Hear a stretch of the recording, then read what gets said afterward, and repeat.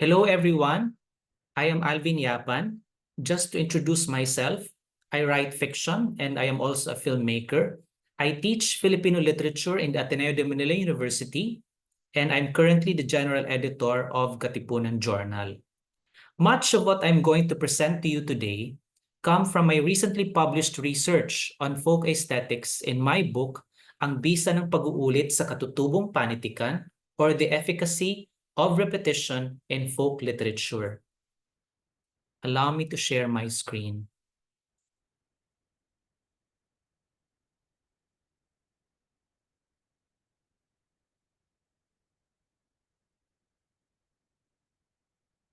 The title of my paper presentation is Kasidhian and Maximalism in Philippine Folk Creative Production. And in this paper presentation, I'm only going to tackle three major points. The first one, there are aspects to the epic form that are non-representational, meaning that these aspects have value outside of the plot and the story of the epic that are being narrated. They do not contribute to the production of symbolic representational meaning in the narrative of the story. They do not operate in the one-to-one, random, and metaphoric correspondence between belief and reality.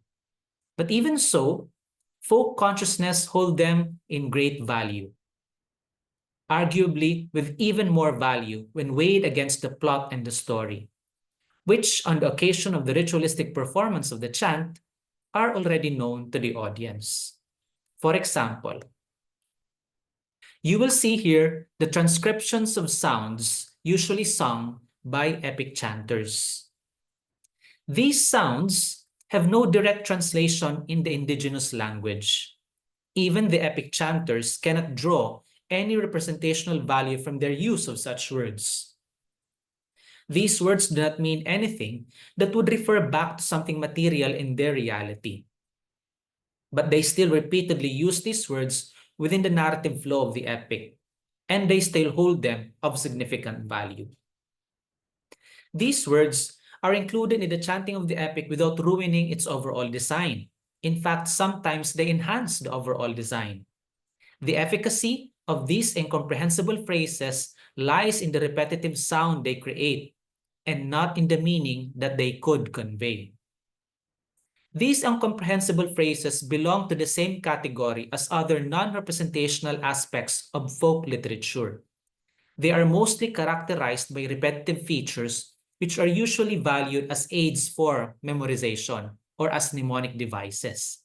And as mnemonic devices, the explanation is that they help the chanter and the audience understand each other.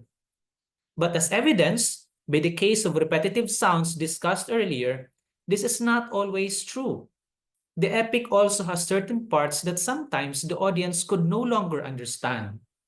In such cases, repetition could even serve to hinder the audience from understanding what the chanter is trying to narrate.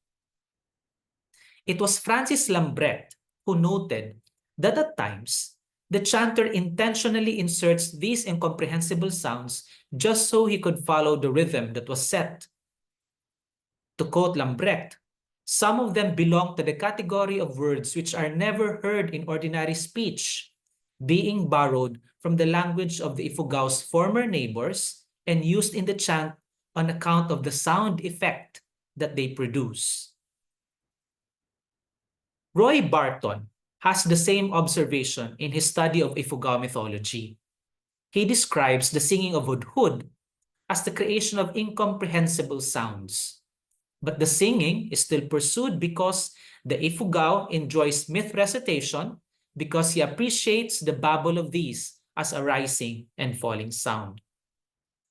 These observations point to how the folk differently values the production of repetitive sounds, which may just be incomprehensible to the understanding of outsiders. These sounds serve a purpose that is beyond their utilitarian function in epic chanting. Sound is not just there to aid in the retrieval of forgotten thought. In connection to this, repetition should not just be valued as a feature of the epic form, nor just as a figure of speech or a literary device of folk literature. What is being proposed here is to value repetition as a method by which the folk makes sense of his surroundings and frames his experience.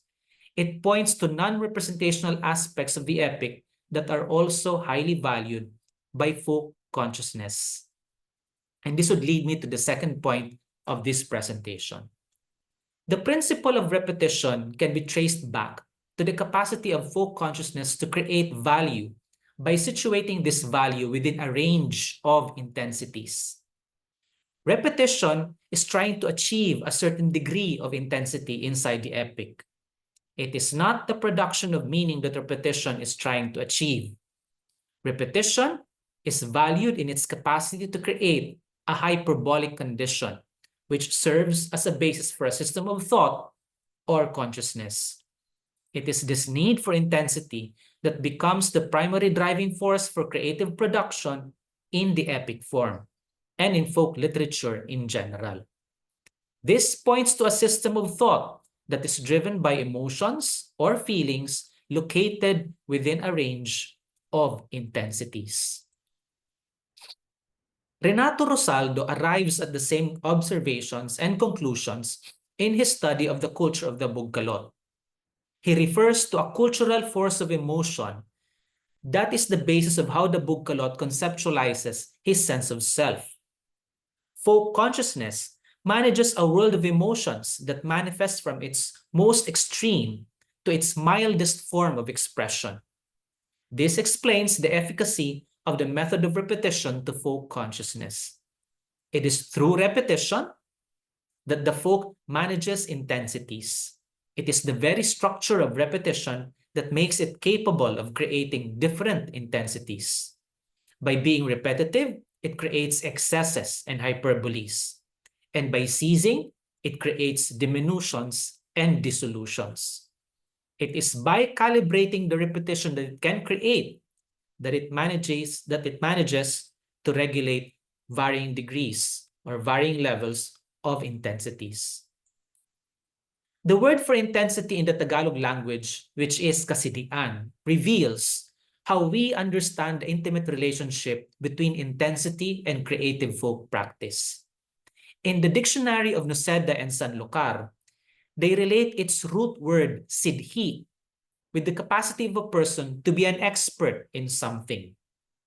Perfecto en alguna cosa, sakdal, singkad, ganap, lubos, talos, and also consumado, pantas, paham. To be perfect at something. To be intense is to become an expert in something, to have the capacity to bring something to fruition, to its culmination and final realization. To be intense is also to become wise at something. In other words, to be wise has something to do with the acquisition of knowledge through years of constant work, through the continuous act of repetition until expertise is attained. Intensity is the capacity to bring something or an act to the fullness of its fulfillment. It is through this understanding of the intricacies of intensity and creative folk practice that I now propose we understand what has been identified as the characteristic of us Filipinos as being maximalist. And this is the third point of my presentation. The term maximalist is currently gaining popularity in social media, especially referring to an aesthetic associated with a jeepney. This has overflowed into how we appreciate interior design and the architecture of Philippine houses, into what is called eclecticism and anik-anik aesthetics. Often, there is an appeal to nationalism, and this is referred to as a Filipino brand of aesthetics.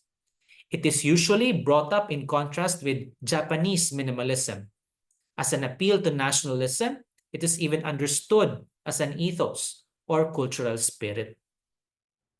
But even before this maximalist character of Filipinos became popular in social media, this has already been described by Rodolfo Parras Perez in his critical evaluation of Vicente Manansala's artworks.